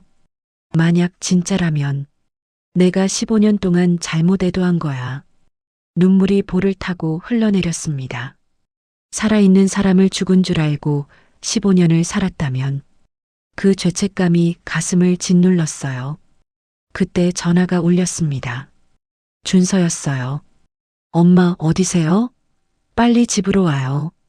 목소리가 급했습니다. 선영은 택시를 잡아 타고 집으로 달려갔어요. 준서가 노트북 앞에 앉아 있었습니다. 화면에 뭔가가 떠 있었어요. 엄마, 이것 좀 보세요. 당시 구조병원의 기록이었습니다. 어떻게 구했는지는 모르겠지만 준서가 알아낸 거였어요. 2009년 11월 18일 입원. 신원 미상 남성. 추정 나이 35살에서 40살. 선영의 손이 떨렸습니다. 특이사항. 목 왼쪽 뒤에 오래된 흉터 있음. 선영은 그 자리에서 주저앉았습니다. 목 왼쪽 뒤 흉터. 그건 남편만의 것이었어요. 아들을 구하다 생긴 상처. 엄마, 이거 아버지 흉터 위치랑 같은 거 아니에요? 준서의 목소리도 떨리고 있었습니다. 선영은 고개를 끄덕였어요. 같아. 완전히 같아. 눈물이 쏟아졌습니다. 더 이상 우연이라고 할 수 없었어요. 강민호가 내 아버지야. 틀림없어. 선영은 아들을 끌어안았어요. 15년 만에 희망이 확신으로 바뀌는 순간이었습니다. 이제 증명해야 해. 저 사람이 정말 아버지라는 걸. 준서가 고개를 끄덕였어요. 어떻게요? 만나야지. 직접 물어봐야지. 선영의 눈에 결기가 서렸습니다. 그 흉터를 보여달라고 할 거야. 눈으로 직접 확인할 거야. 사돈어른의 49일 제사가 열렸습니다. 선영은 초대를 받고 망설이다 결국 참석했어요. 민호를 다시 볼 수 있는 기회였거든요. 아니, 반드시 확인해야 했습니다. 제사 음식 냄새가 집 안가득 퍼져 있었어요. 검은 옷을 입은 사람들이 모여 앉아 있었습니다. 선영은 구석 자리에 앉았어요. 눈은 계속 입구 쪽을 향해 있었죠. 그때 민호가 들어왔습니다. 검은 양복에 흰 셔츠. 선영의 심장이 쿵쿵 뛰기 시작했어요. 제사가 시작됐습니다. 민호는 맨 앞줄에 섰어요. 마치 가족처럼요. 강 사장님은 우리 아버지한테 정말 각별했어. 옆에 앉은 사돈 총각이 말했습니다. 거의 가족이나 마찬가지지. 아버지가 얼마나 아꼈는데. 선영은 그 말을 가슴에 새겼어요. 사돈 어른이 민호를 동생처럼 여겼다는 것. 그건 단순한 인연이 아니었습니다. 제사가 끝나고 음복이 시작됐습니다. 방 안이 사람들로 가득 차니 후끈거렸어요. 민호가 재킷을 벗었습니다. 셔츠 소매를 걷어 올리며 이마에 땀을 닦았어요. 선영은 그 모습을 뚫어지게 바라봤습니다. 심장이 미친 듯이 뛰었어요. 조금만 더 보여줘. 속으로 빌었습니다. 목 뒤를 확인해야 했어요. 병원 기록에 있던 그 흉터를. 그때 누군가 민호를 불렀습니다. 강 사장님, 이쪽으로 좀. 민호가 고개를 크게 돌렸어요. 셔츠 칼라가 벌어지면서 목 왼쪽 뒤가 드러났습니다. 선영의 숨이 멎었어요. 긴 흉터가 보였습니다. 목 왼쪽 뒤에서 어깨 쪽으로 이어지는 상처 자국. 15년이 지났지만 선명하게 남아 있었어요. 여보. 선영의 입에서 소리가 새어나왔습니다. 다행히 아무도 듣지 못했어요. 눈앞이 하얘졌습니다.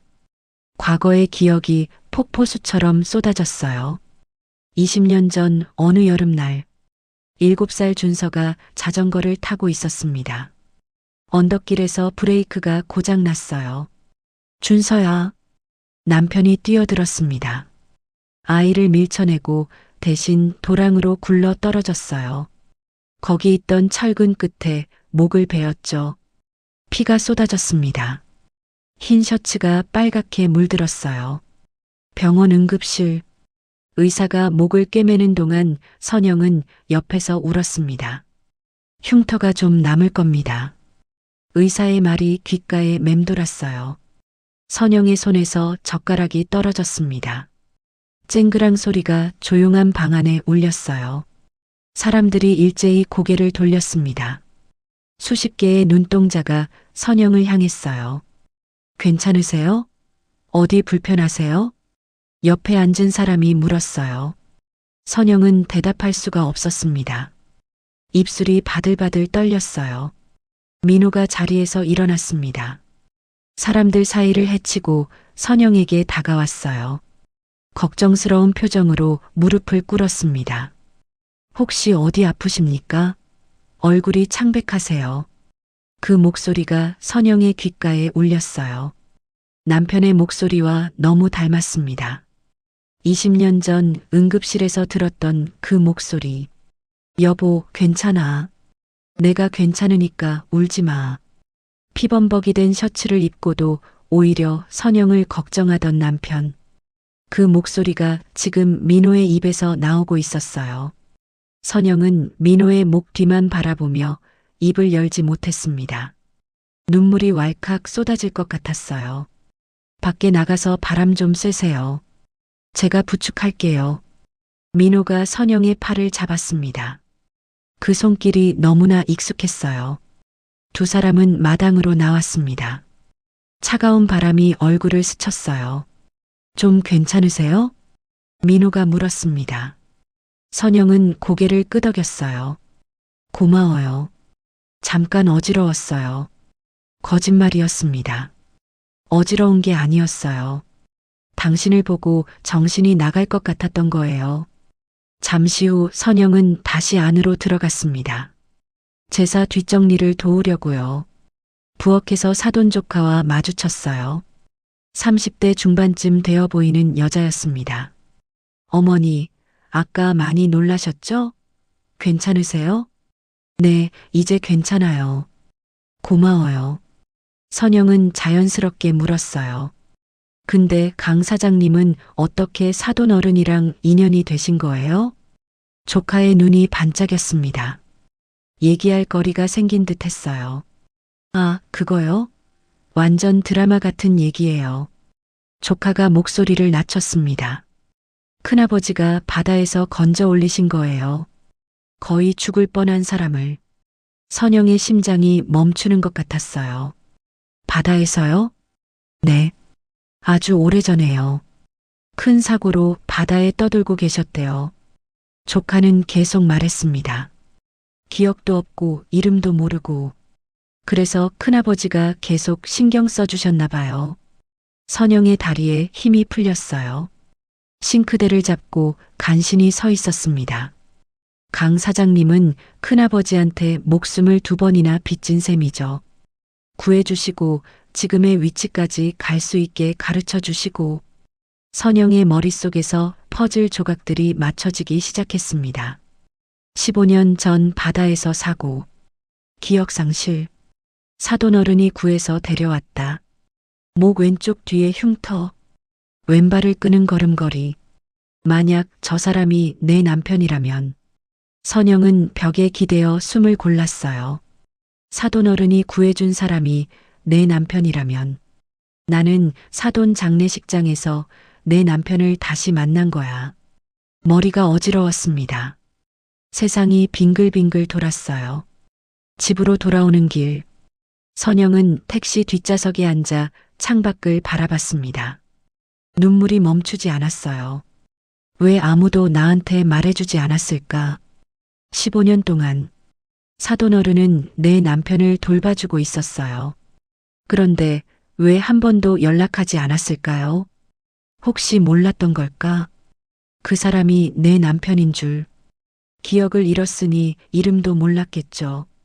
어디서 왔는지도 몰랐을 거예요. 하지만 그래도 찾으려고 했다면 찾을 수 있지 않았을까요? 집에 도착했습니다. 선영은 현관문을 닫자마자 바닥에 주저앉았어요. 울음이 터져 나왔습니다. 한참을 울다가 간신히 일어났어요. 옷장 깊숙이 넣어둔 상자를 꺼냈습니다. 남편의 유품들. 15년 동안 한 번도 열어보지 않았던 것들. 먼지가 뿌옇게 쌓여 있었어요. 낡은 구명조끼가 나왔습니다. 남편이 출항 전날 집에 두고 간 거였어요. 그날 남편은 웃으면서 말했었죠. 이번 항해만 다녀오면 당분간 쉴 거야. 선영이랑 준서랑 여행 가자. 그게 마지막이었습니다. 남편은 다시 돌아오지 않았어요. 구명조끼 목 부분이 해져 있었습니다. 선영은 그 자국을 손끝으로 쓰다듬었어요. 당신이 맞아. 틀림없어. 눈물이 쏟아졌습니다. 15년 동안 죽은 줄만 알았어. 매일 밤 꿈에서 만났어. 선영은 구명조끼를 가슴에 끌어안았어요. 남편의 냄새가 희미하게 남아있는 것 같았습니다. 왜 이제야 나타난 거야? 왜 이렇게 된 거야? 창밖으로 새벽빛이 들어오기 시작했어요. 선영은 밤새 구명조끼를 안고 울었습니다. 밤새 울다가 새벽이 됐습니다. 선영은 거울 앞에 섰어요. 퉁퉁 부은 눈, 창백한 얼굴. 하지만 눈빛만은 단단했습니다. 이제 도망치면 안 돼. 선영은 주먹을 꽉 쥐었어요. 진실을 확인해야 해. 저 사람이 정말 내 남편인지. 증거는 충분했습니다. 흉터, 걸음걸이, 습관들, 시간대까지. 하지만 결정적인 게 필요했어요. 직접 물어봐야 해. 눈을 보고 선영은 준서에게 전화했습니다. 새벽 6시였어요. 준서야, 엄마가 할 말이 있어. 준서의 목소리가 잠에서 덜 깬 듯 했어요. 엄마, 이 시간에 무슨 일이에요? 선영은 깊은 숨을 들이쉬었습니다. 제사 갔다 왔는데 강 사장님 목 뒤에 흉터가 있더라. 준서가 침묵했어요. 내 아버지가 너 구하다 생긴 그 흉터랑 똑같아. 전화기 너머로 준서의 숨소리가 거칠어졌습니다. 사돈 어른이 바다에서 건져 올린 사람이래. 기억 잃은 채로. 선영의 목소리가 떨렸어요. 그 사람이 내 아버지야, 준서야. 틀림없어. 한참 침묵이 흘렀습니다. 준서가 입을 열었어요. 엄마, 저도 직접 만나볼게요. 그 사람을. 선영의 눈에서 눈물이 흘러내렸습니다. 그래. 함께 확인하자. 우리 둘이서 15년의 기다림이 끝나가고 있었습니다. 이제 진실을 마주할 시간이었어요. 제사가 끝난 후부터 민호는 이상했습니다. 설명할 수 없는 두통이 시작됐어요. 밤마다 악몽에 시달렸습니다. 검은 바다, 전복되는 배, 물속에서 뻗는 손, 누군가 자신을 부르는 목소리. 잠에서 깨면 온몸이 땀에 젖어 있었어요. 심장이 터질 것처럼 뛰었습니다. 베개가 눈물로 젖어 있을 때도 있었죠. 왜 이러지? 왜 갑자기? 민호는 이마를 짚으며 침대에 앉았어요. 머릿속에서 뭔가가 깨어나려는 것 같았습니다. 제사 때 만났던 그 여자가 자꾸 떠올랐어요. 선영이라고 했던가요? 왜 그 얼굴이 이토록 낯익은 걸까요? 민호는 창밖을 바라봤습니다. 새벽 4시. 잠을 이룰 수가 없었어요. 며칠 후 사돈 집안에서 연락이 왔습니다. 돌아가신 어른이 민호에게 남긴 물건이 있다고요. 민호는 최병수의 집을 찾아갔어요. 최병수의 조카가 작은 나무 상자를 건넸습니다.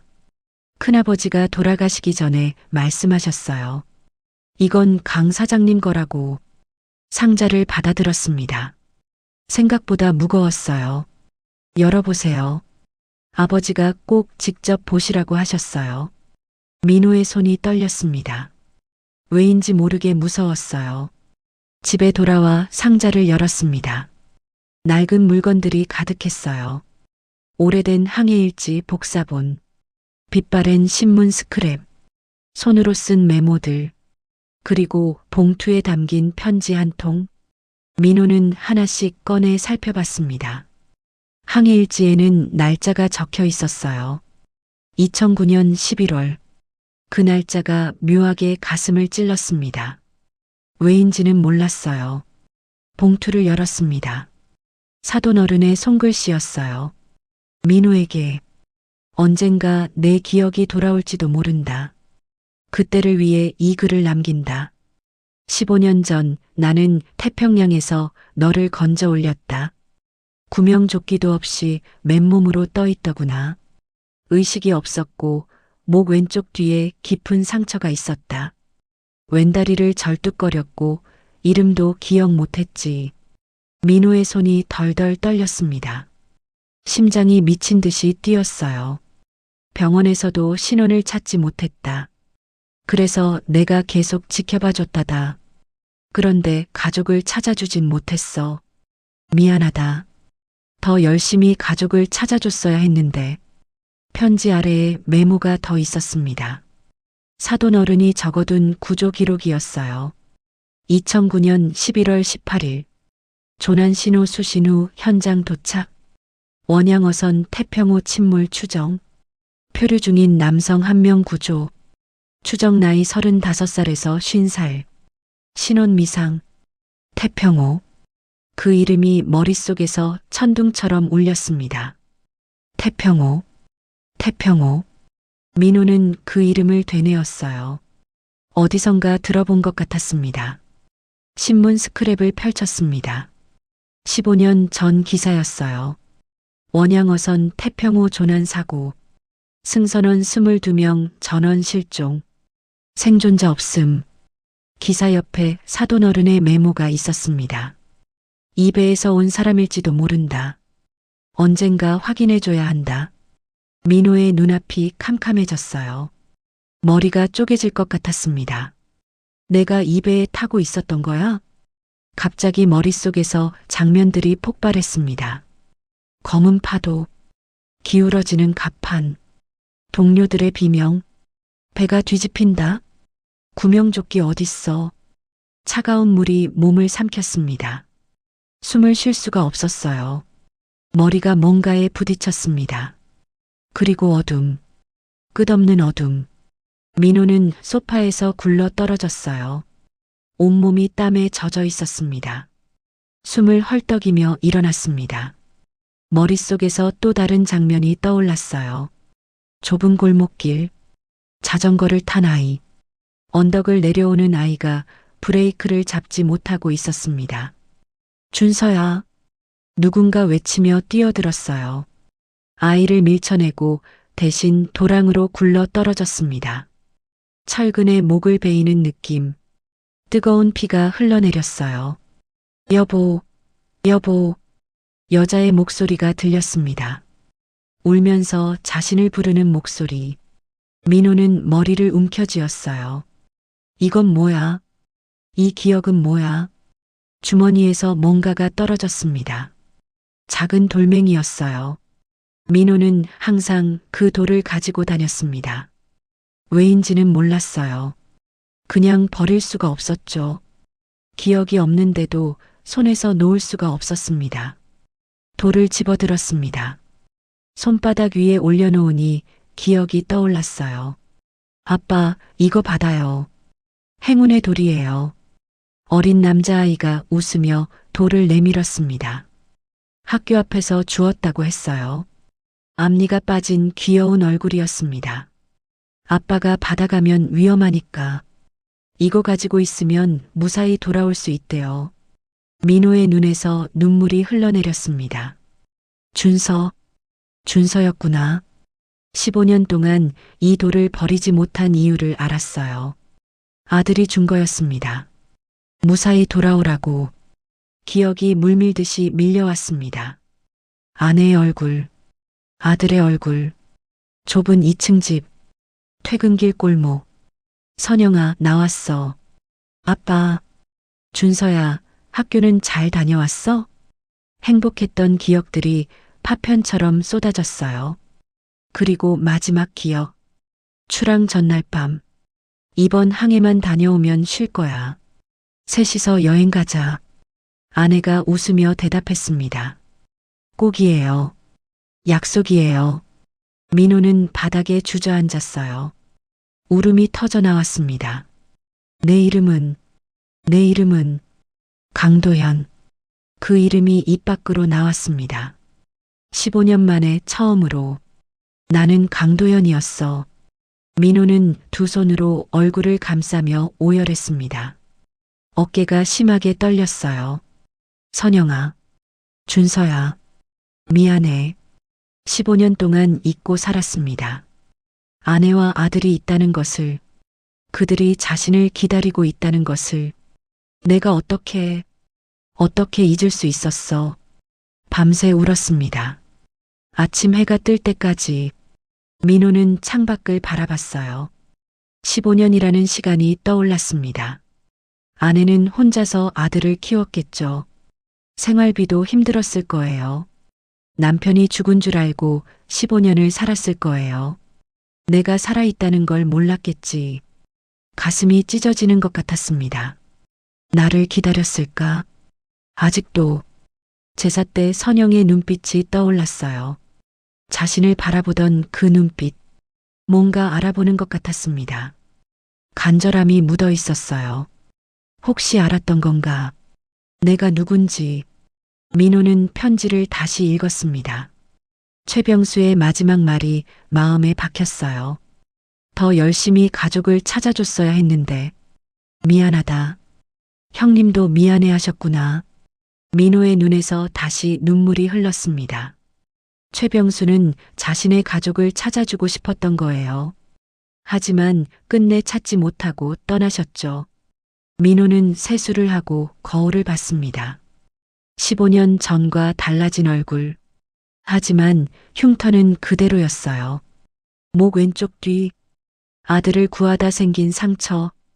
가야 해. 찾아가야 해. 민호는 주먹을 꽉 쥐었어요. 15년이나 늦었지만 이제라도 가야 해. 행운의 돌을 주머니에 넣었습니다. 아들이 준 그 돌을 택시를 탔습니다. 기사에게 주소를 말했어요. 항동 7가 쪽이요. 이 주소로 가주세요. 기사가 백미러로 민호를 봤습니다.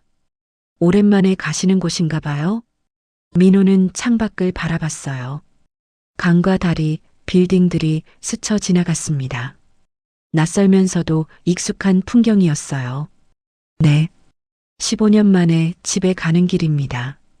기사가 아무 말 없이 고개를 끄덕였어요. 그 말의 무게를 느꼈는지 더 이상 묻지 않았습니다. 민호는 주머니 속 돌멩이를 만지작거렸습니다. 심장이 미친 듯이 뛰었어요. 선영아, 기다려. 이제 돌아갈게. 창밖으로 익숙한 풍경들이 보이기 시작했습니다. 오래된 슈퍼, 좁은 골목길, 겨울이면 미끄러웠던 언덕. 기억이 하나씩 되살아났어요. 택시가 좁은 골목으로 접어들었습니다. 15년 전 매일 걸었던 그 길이었어요. 저 앞에 작은 2층 집이 보였습니다. 녹슨 파란 대문, 변하지 않은 풍경. 민호의 눈에 눈물이 고였어요. 여기서 세워주세요. 택시에서 내렸습니다. 다리가 떨려서 걷기가 힘들었어요. 대문 앞에 섰습니다. 손을 들어 초인종을 누르려다 멈췄어요. 뭐라고 말해야 하지? 어떻게 시작해야 하지? 15년 만에 돌아온 집. 문 하나를 사이에 두고 아내가 있었습니다. 민호는 깊은 숨을 들이쉬었어요. 그리고 대문을 열었습니다. 녹슨 파란 대문이 눈앞에 있었습니다. 15년 전과 똑같은 모습이었어요. 도연은 떨리는 손으로 대문을 밀었습니다. 삐걱 소리가 났어요. 그 소리마저 기억났습니다. 마당이 보였어요. 작은 평상, 화분들, 빨래 건조대, 그리고 평상에 앉아있는 한 여자. 멍하니 하늘을 바라보고 있었습니다. 도연의 심장이 멈추는 것 같았어요. 선영아. 선영이 고개를 돌렸습니다. 대문 앞에 서 있는 남자를 봤어요. 시간이 멈춘 것 같았습니다. 선영의 눈이 커졌어요. 입술이 파르르 떨렸습니다. 두 사람의 눈이 마주쳤어요.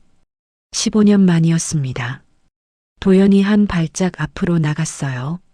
선영은 자리에서 일어나려다 다리에 힘이 풀렸습니다.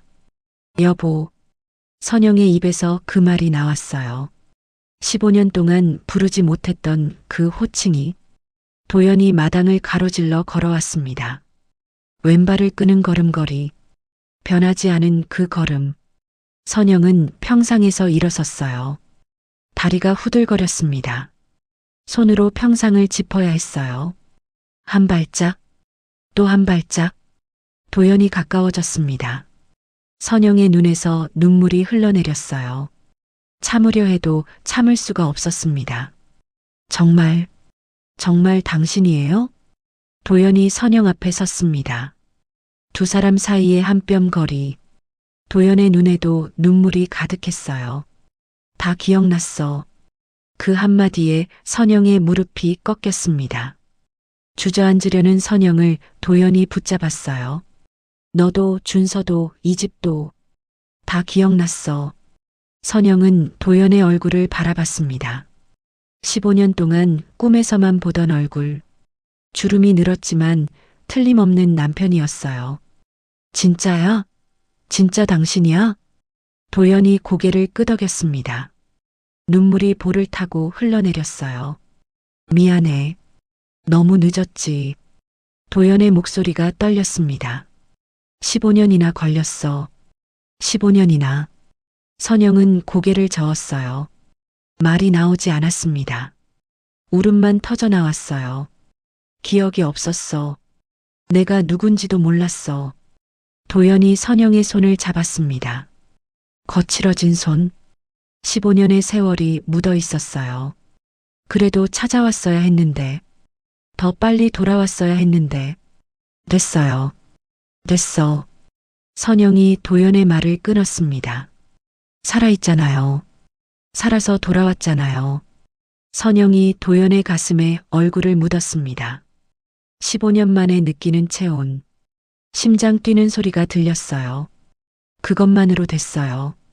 살아있는 것만으로. 도연이 선영을 끌어안았습니다. 두 팔에 힘을 주었어요. 놓치지 않으려는 것처럼. 미안해. 정말 미안해. 도연이 계속 같은 말을 했습니다. 선영이 머리카락에 얼굴을 묻으며 당신 냄새가 나요. 15년 전이랑 똑같아요. 선영이 도연의 가슴에서 고개를 들었어요. 눈물에 젖은 얼굴로 웃었습니다. 두 사람은 집 안으로 들어갔습니다. 도연은 현관에서 멈췄어요. 여기도 그대로네. 신발장 위에 놓인 화분. 벽에 걸린 가족 사진. 15년 전 찍은 사진이었습니다. 도연이 사진 앞에 섰어요. 젊은 자신과 선영, 12살 준서가 웃고 있었습니다. 준서가 이렇게 어렸었구나. 선영이 옆에 섰어요. 지금은 28이에요. 결혼도 했어요. 도연의 눈에서 눈물이 떨어졌습니다. 내가 못 본 사이에 어른이 됐구나. 거실 소파에 나란히 앉았습니다. 선영이 차를 내왔어요. 도연은 찻잔을 두 손으로 감싸쥐었습니다. 손이 아직도 떨리고 있었어요. 거실을 둘러봤습니다. 가구 배치가 15년 전과 똑같았어요. 텔레비전 위치, 소파 색깔, 벽시계까지. 하나도 안 바꿨네. 선영이 미소 지었어요. 바꿀 수가 없었어요. 당신이 돌아올 것 같아서. 그 말에 도연의 눈물이 다시 흘렀습니다. 어떻게 살았어요? 15년 동안. 선영이 물었습니다. 도연은 천천히 이야기를 시작했어요. 바다에서 건져 올려진 일, 병원에서 깨어났지만 아무것도 기억나지 않았던 일, 기억을 잃고 떠돌던 시간, 사돈 어른이 걷어준 일, 최 선장님이 아니었으면 난 죽었을 거야. 도연의 목소리가 잠겼습니다. 그분이 날 살렸어. 가족처럼 대해줬어. 선영은 남편의 손을 꽉 잡았어요. 거칠어진 손, 바다 일을 했던 손이었습니다. 사돈 어른이 유품을 남겼어요. 도연이 주머니에서 편지를 꺼냈습니다. 선영에게 건넸어요. 읽어봐. 최 선장님이 뭘 알고 계셨는지. 선영이 편지를 펼쳤습니다. 사돈 어른의 손글씨. 언젠가 내 기억이 돌아올지도 모른다. 그때를 위해 이 글을 남긴다. 미안하다. 더 열심히 가족을 찾아줬어야 했는데. 선영의 손이 떨렸어요. 사돈 어른도 알고 계셨던 거예요? 당신이 누군지 확실히는 몰랐을 거야. 하지만 찾아주고 싶어 하셨어. 그때 현관문이 열렸습니다. 퇴근한 준서가 들어왔어요. 엄마, 저 왔어요. 오늘 일찍. 준서가 거실로 들어오다 멈췄습니다. 소파에 앉아 있는 낯선 남자를 봤어요. 선영이 자리에서 일어났습니다. 가슴이 쿵쿵 뛰었어요. 준서야. 준서의 얼굴이 굳어졌습니다. 엄마 옆에 앉아 있는 남자. 어딘가 낯익었어요. 이분이 누구세요? 선영이 깊은 숨을 쉬었습니다. 그리고 말했어요. 내 아버지야. 준서의 얼굴이 하얗게 질렸습니다. 입이 벌어졌어요. 뭐라고요? 아버지가 15년 전에 돌아가셨잖아요. 도연이 자리에서 일어났습니다. 준서를 바라봤어요. 준서야. 그 목소리에 준서가 한 발짝 물러섰습니다. 어릴 때 들었던 목소리. 희미하지만 기억나는 목소리였어요. 강 사장님이 내 아버지라고요? 준서의 눈에 눈물이 고였습니다. 하지만 그건 슬픔이 아니었어요. 그럼 15년 동안 뭐 하셨어요? 목소리가 떨렸습니다. 왜 한 번도 안 찾아오셨어요? 엄마가 얼마나 힘들었는지 알아요? 도연이 입을 열려 했어요. 준서가 먼저 말했습니다. 장례식도 2번이나 치렀어요. 아버지 장례식, 할머니 장례식. 선영이 준서의 팔을 잡았어요. 준서야, 아버지 얘기 좀 들어봐. 뭘 들어요? 15년이에요, 15년. 준서의 목소리가 커졌습니다. 도연이 주머니에서 뭔가를 꺼냈습니다. 작은 돌멩이였어요. 준서의 눈이 커졌습니다. 이거 기억나? 도연이 돌을 내밀었어요. 내가 9살 때 줬어. 학교 앞에서 주웠다고. 준서의 입술이 떨렸습니다. 아빠가 받아가면 위험하니까. 이거 가지고 있으면 무사히 돌아올 수 있대요. 도연이 준서가 했던 말을 따라했어요. 준서의 눈에서 눈물이 흘러내렸습니다. 15년 동안 안 버렸어.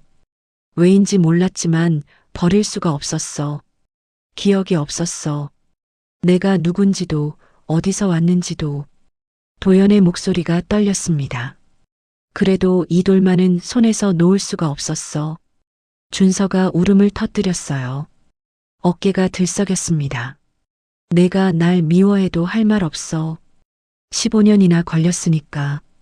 도연이 한 발짝 다가갔어요. 그래도 난 내 아버지야.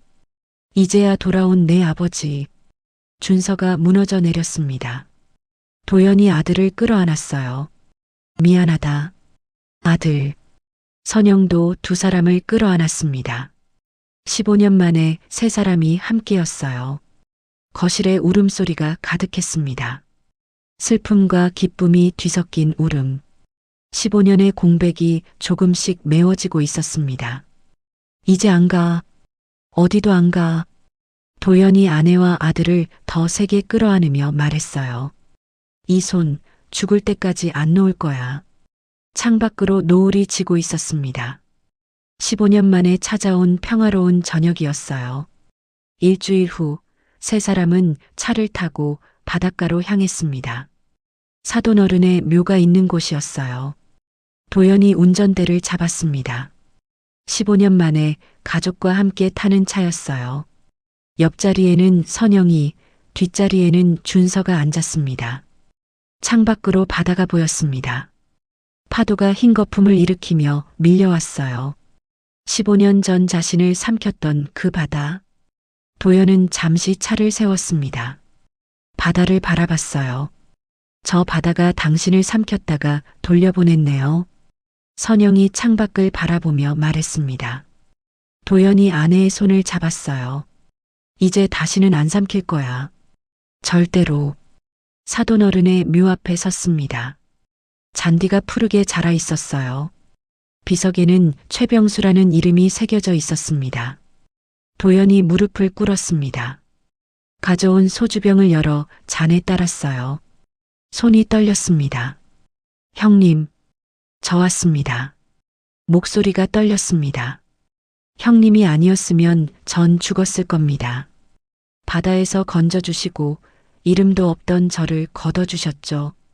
도연이 고개를 숙였어요. 눈물이 뺨을 타고 흘러내렸습니다. 15년 동안 가족처럼 대해주셨습니다. 저한테 삶을 주셨어요. 감사합니다, 형님. 선영도 묘 앞에 무릎을 꿇었습니다. 눈에 눈물이 고였어요. 사돈어른, 이제야 인사드립니다. 선영의 목소리가 갈라졌습니다. 우리 남편을 살려주셔서 감사합니다. 15년 동안 지켜주셔서 감사합니다. 바람이 불었어요. 풀잎들이 살랑살랑 흔들렸습니다. 덕분에 남편이 돌아왔어요. 정말 감사합니다. 선영이 깊이 절을 했어요. 이마가 땅에 닿았습니다. 준서가 한 발짝 앞으로 나왔습니다. 손에 국화꽃 한 다발을 들고 있었어요. 장인어른, 준서의 목소리도 떨렸습니다. 준서가 꽃을 묘 앞에 놓았어요. 이제 알았습니다. 장인어른께서 아버지를 살려주신 거였어요. 눈물이 볼을 타고 흘러내렸습니다. 감사합니다. 정말 감사합니다. 그로부터 3개월이 흘렀습니다. 복잡한 법적 절차가 시작됐어요.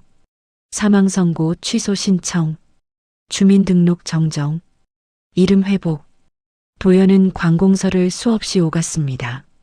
서류를 쓰고 도장을 찍었어요. 강도연 씨, 15년 만에 돌아오셨군요. 담당 공무원이 신기한 듯 말했습니다. 도연이 고개를 끄덕였어요. 네. 이제 제 이름을 되찾으러 왔습니다. 소문이 퍼졌습니다. 마을 사람들이 수군거렸어요. 세상에 죽은 줄 알았던 남편이 살아 돌아왔대. 영화 같은 일이 진짜 있네. 15년 만에 기억을 되찾았다면서? 선영은 동네 슈퍼에 갈 때마다 시선을 느꼈습니다. 하지만 더 이상 신경 쓰지 않았어요. 남편이 돌아왔으니까요. 그것만으로 충분했습니다. 6개월이 지났습니다. 드디어 모든 절차가 끝났어요. 도연은 새 주민등록증을 받아들었습니다. 강도연. 자신의 이름이 선명하게 적혀 있었어요. 15년 만에 제 이름을 되찾았네요. 도연의 눈에 눈물이 고였습니다. 선영이 옆에서 남편의 팔을 잡았어요. 이제 진짜 돌아온 거예요. 도연이 고개를 끄덕였습니다. 이제 진짜 강도연으로 살 수 있어.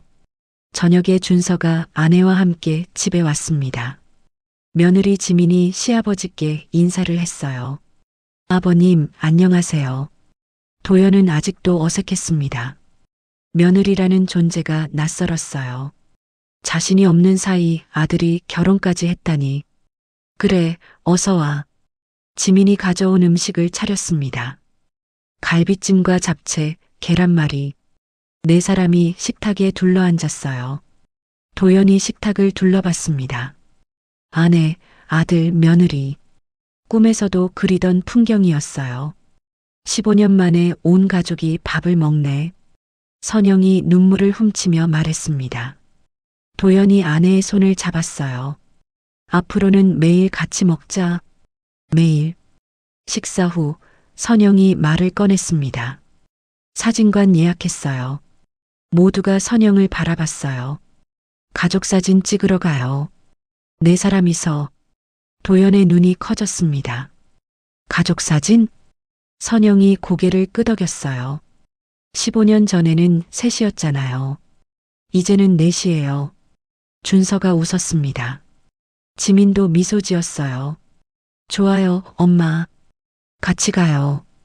다음 날 네 사람은 사진관을 찾았습니다. 오래된 동네 사진관이었어요. 어머, 강 선생님 아니세요? 사진관 주인이 도연을 알아봤습니다. 15년 전에도 이 사진관에서 사진을 찍었었죠. 돌아가신 줄 알았는데 세상에 살아계셨네요. 주인의 눈에 눈물이 고였어요. 네, 살아서 돌아왔습니다.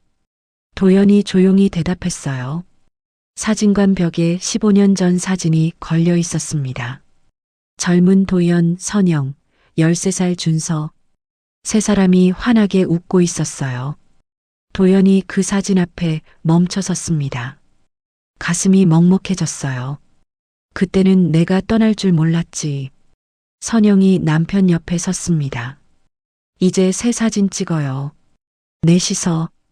도연이 아내를 바라봤어요. 고개를 끄덕였습니다. 네 사람이 나란히 섰습니다. 도연과 선영이 가운데, 준서와 지민이 양옆에. 사진사가 조명을 맞췄어요.